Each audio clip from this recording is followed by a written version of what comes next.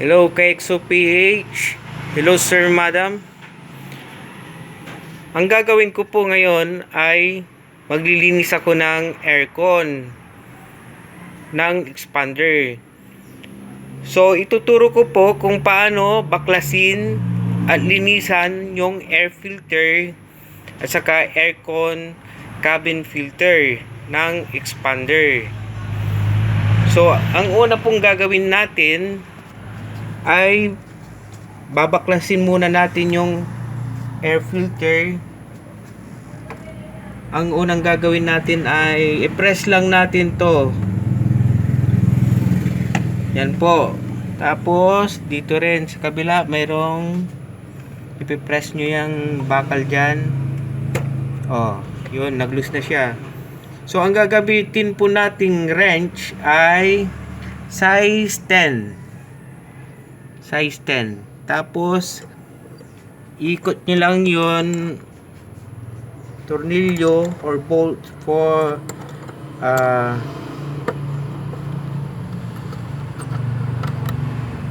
actually tinanggal ko na kanina para mabilis na lang tanggalin.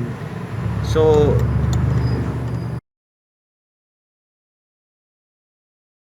pag nag-loose na, hugutin nyo lang na ganun.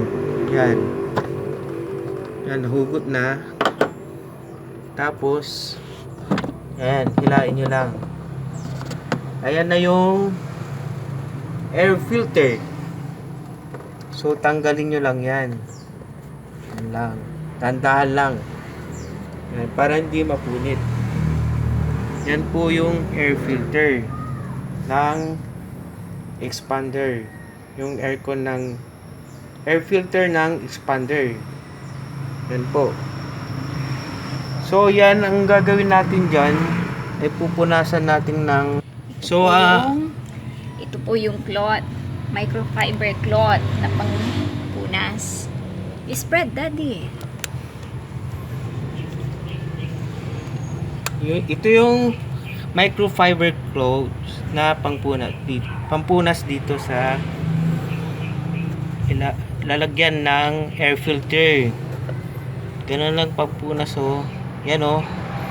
May nakuha akong mga alikabok. Ganyan lang. Oh. Kunti lang naman yung alikabok niya kasi syempre bago pa yung sasakyan.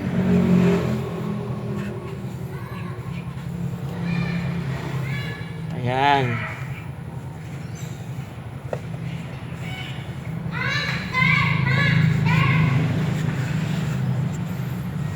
Yan po.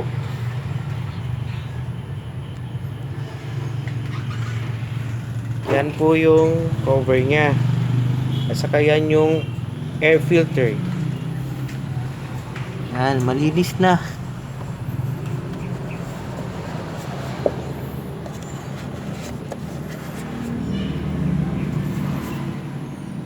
Tapos linisan, ibalik na natin po yung air filter.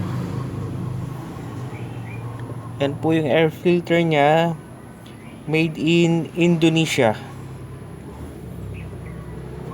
Ganyan lang pagbalik ko.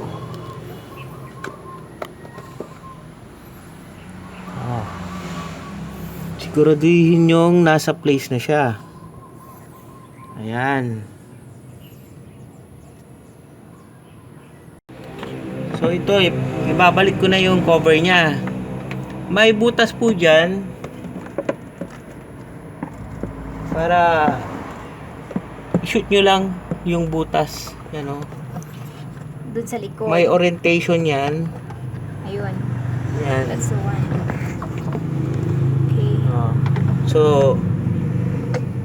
pag Naka-fit na siya. naka-fit na, naka-place na siya,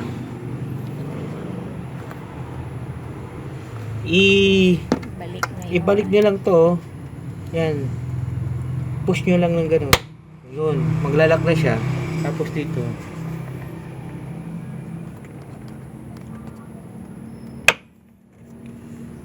Tapos ito. ibalik nyo lang, may orientation yan, ipasok nyo lang dun, oh, yung goma, tapos higpitan nyo na to ng yung size 10 na wrench.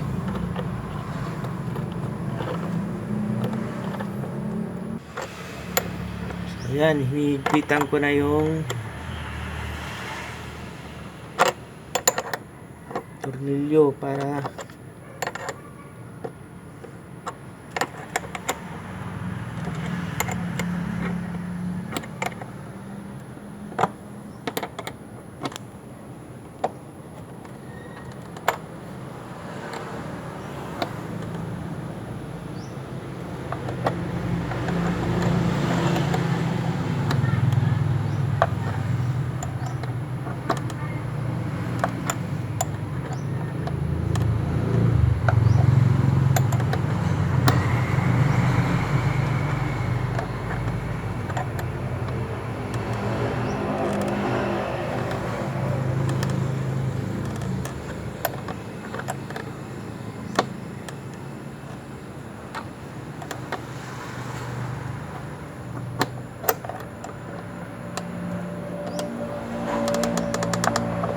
ayan, maigpit na yung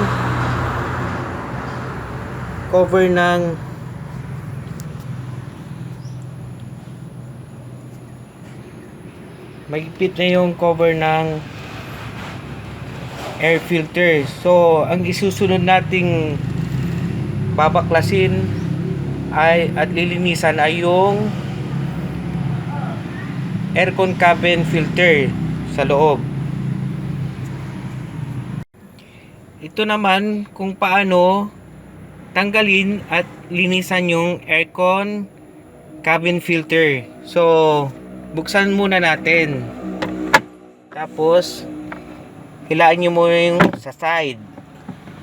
Pataas. Taas, tapos sa side din. Ayan, natanggal na yung takip nung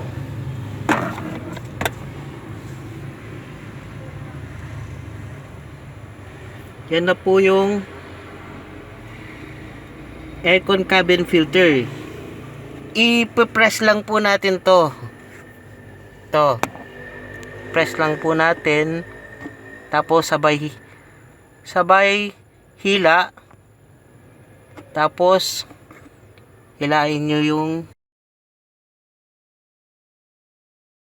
tapos kung matanggal to, ito na yung cabin aircon filter nya. Yan, tandaan yung alisin. Yan. Malinis pa siya. Malikabok na, oh. Ang panglinis dito ay yung compressor. So, wala akong compressor.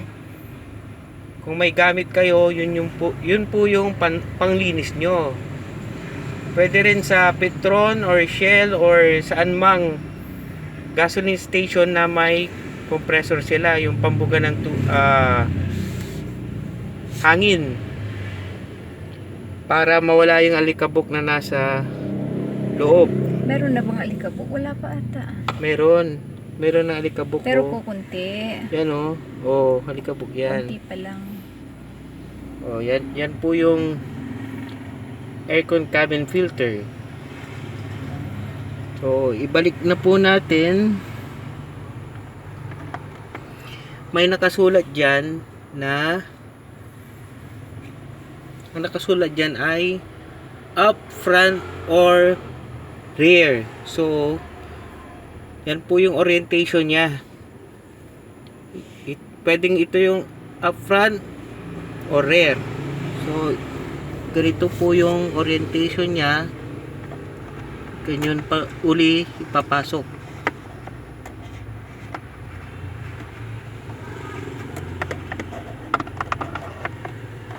Ayan. Tapos ito, pag ibabalik nyo, may butas na dalawa dyan. Dyan, oh, sa gilid. Papasok nyo lang to. Mali yung naituro ko. Dapat ito. Yung dalawang nakasalamin kasi ako kanina. Yan, pasok nyo dyan. Tapos, i-push nyo lang to. Yan. Yan. Yan. Ganun lang po kasimple ang magtanggal ng aircon filter saka yung air filter saka aircon cabin filter. Pag ibabalik nyo to, ito yung butas nya, ito yung isushoot nyo dyan. So mauna muna yung kwan.